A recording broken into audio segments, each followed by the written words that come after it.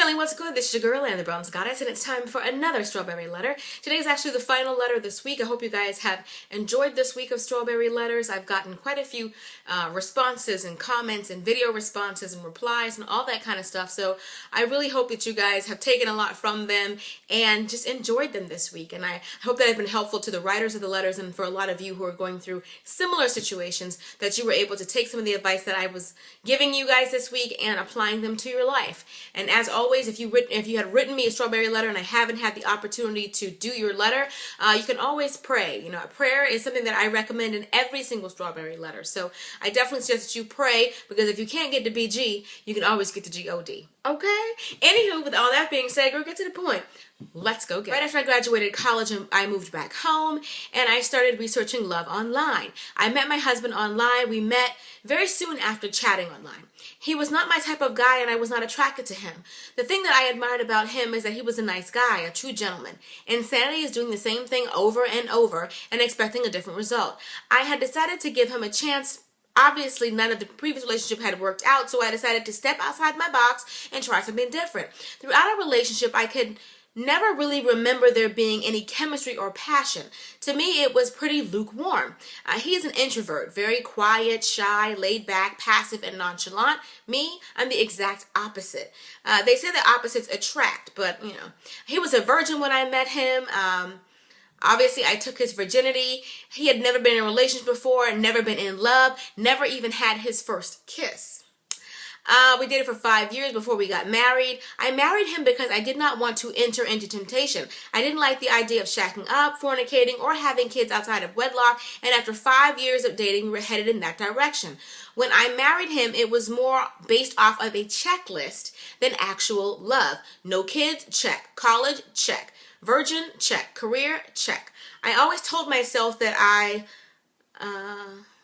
going to go ahead and summarize this because it's like ridiculously long. She may hold the record for the longest strawberry letter I've ever been sent, and y'all know I hate long letters, but I really wanted to get to this letter. So anyway, with all that being said, you know, she's in this loveless marriage that she thought about.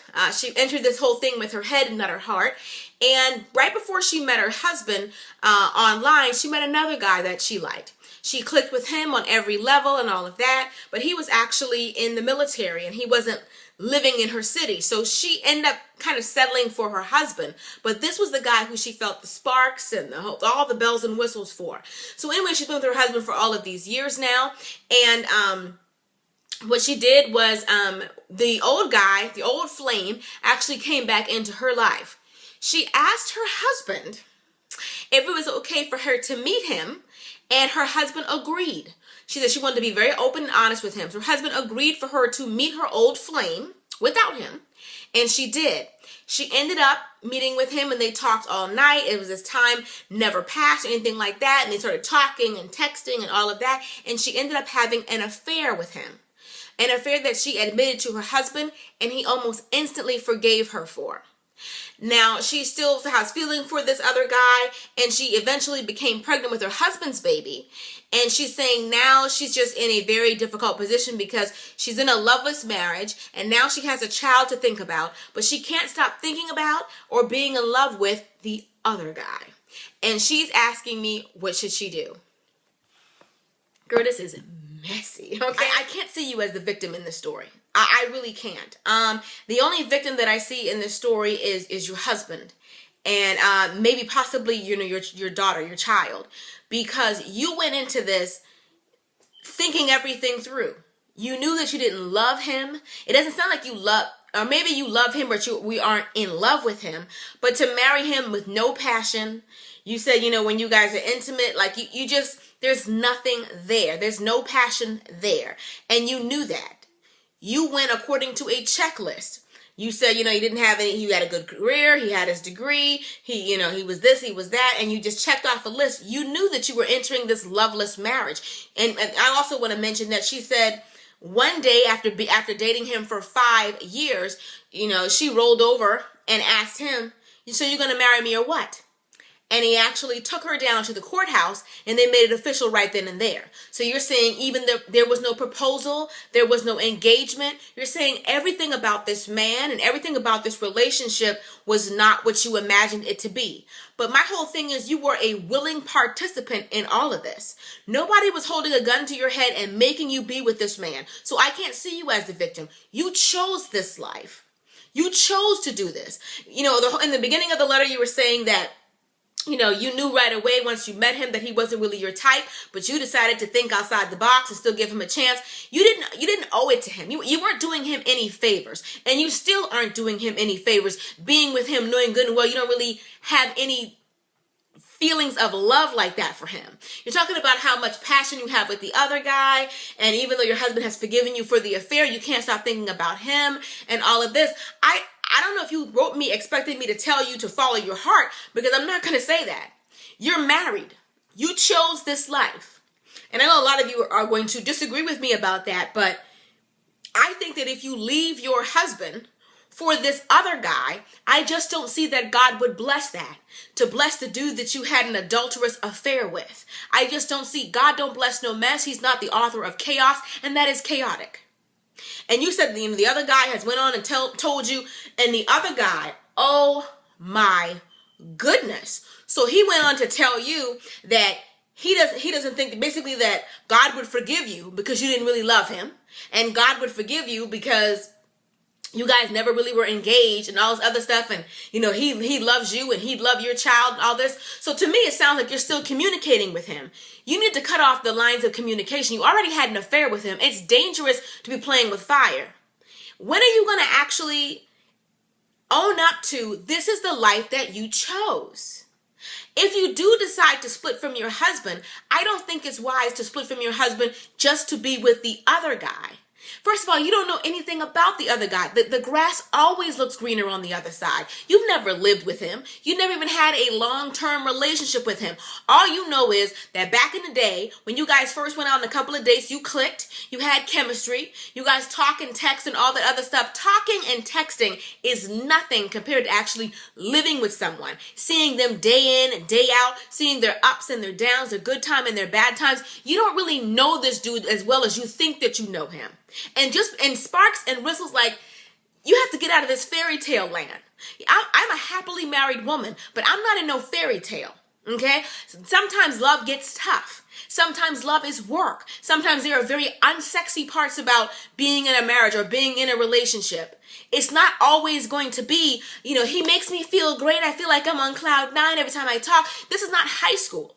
This is real life. And I just feel like you wanted me to get you off the hook and to say, you know what, go ahead and follow your heart. I'm not going to say that. I'm not going to tell you to go be with the man who you had an affair with, because I don't think that's the right thing to do. If you decide eventually, you know, that the issues between you and your husband are too great and you just can't work it out and you decide to end the relationship, then that's one thing. But to end it to be with somebody else, I think is all kinds of wrong. What I suggest that you do is stop communicating with him. You already slept with the man, you know, and violated your marital vows. The least you could do is clean it up and have some dignity about it right now. Stop communicating with him. Stop texting him. Stop calling him. Stop communicating with him completely. And this whole thing about, you know, you think he might be waiting for you? What do you mean you think he might be waiting for you? Like, just because he haven't found anybody new yet? No.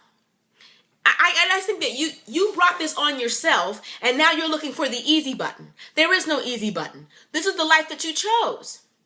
The least you should do is be honest with yourself and be honest with your husband.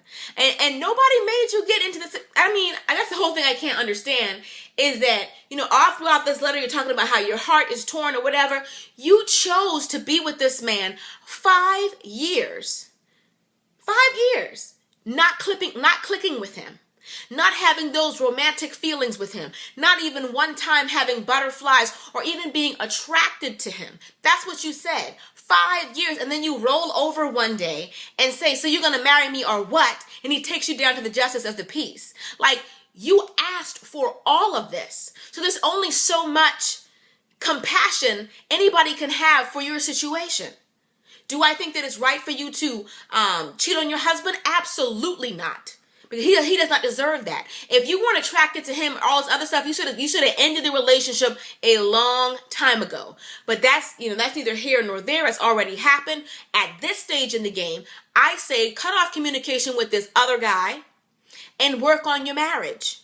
There are certain things you can pray about. Certain things you can ask God to show you what's sexy about your husband, and if there's something that he could do differently, if you want him to lose some weight, or if you want him to grow a beard, or whatever it is, you can pray about that. If you really want your marriage to work and your family to work, you have to work on it. Be honest with him. I don't know what it is about him that you're not attracted to, if it's something that he can change or work on.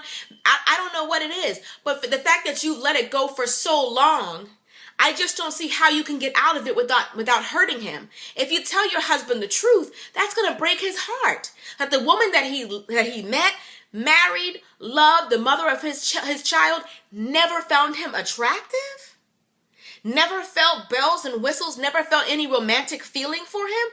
That's devastating. But that's what you did. You have to own up to some of this.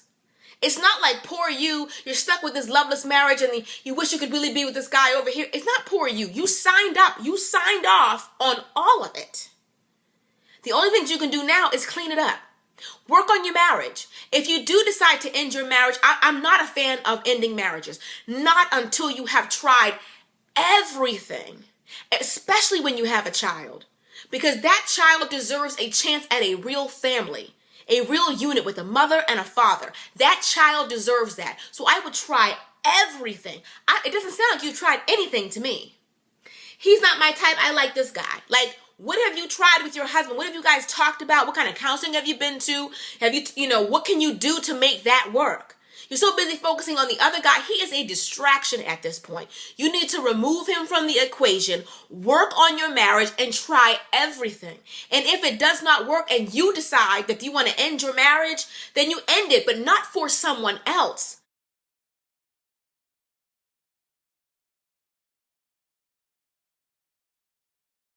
I think if you do that, it will not be blessed. I don't see God blessing a union, that you got out of, to get with somebody else. I just don't see that. Because that's messy. To leave your husband for the man that you had an affair with, that you've been communicating with throughout the marriage, and all, I just don't see that. You can clean it up, what I'm suggesting. The least you can do is clean it up. Try to, cut off all communication with God. Would not send you someone, in my opinion, who would destroy a marriage. Two people have joined, let no man put asunder. I just don't see how God sent him. I haven't prayed about your situation. I suggest that you do, but I don't see how God would send someone to you who would break up your marriage, who would be a distraction for you. God does not do things like that, if you understand what I'm saying. So where'd he come from? Beware of wolves in sheep clothing. I'm going to say that. You pray about it. This is your situation. I definitely suggest that you pray about it. Ask God what he would have you to do. But I just do not suggest you making any moves about your marriage based on this guy. This guy that came out of nowhere. This guy who does not respect your marriage. If he respected your marriage, he would have never slept with you knowing good and well that you were a married woman. He wouldn't be telling you that, if you break up with him, God will forgive you. He wouldn't be telling you that. No, he would not. Because it was never really an engagement and you guys never really had an official wedding. All that is superficial and stupid to me, honest. He wouldn't be telling you that. Beware of wolves in sheep clothing. I feel like, this guy is a distraction and his job is to keep you off of your husband and all this other kind of stuff. You can pray for passion. Passion is something you can pray for. You can pray to be more attracted to your mate. The stuff that you're talking about is superficial stuff. He's a good provider. He loves you. He respects you. He even took you back after you cheated on him. All of this. Attraction, we can pray for attraction. You can pray for passion. You can pray that God will help you to see him in a different light. You can take classes. You can read books. You can learn about ways to get the passion back. I'm not trying to go there, but there's ways to get the passion back. Yes, ma'am, there is. And you can inbox me if you want some details. But anyway, what I'm saying is, he's a distraction for your marriage. I think you should remove him out of your life. Focus on your husband, on working on that. If that does not work, at least you would know that you've tried everything. I don't think you've tried anything yet. You want to work on your marriage? Work on it. Try to save it. But don't give up. Not for the unknown. You don't know what you're getting with that man. You have no idea. And I truly don't think that God would bless it. I don't think he would bless a new union with you and the man you cheated on your husband with. That's not even biblical. But anyway, that's just my opinion. You wrote me for it, so I hope you guys appreciate it. And I hope you guys appreciated this strawberry letter and that you, thumbs up and subscribe and all that good stuff. I'll see you all in the next video. Till next time. Later, divas and dudes. Deuces, honey.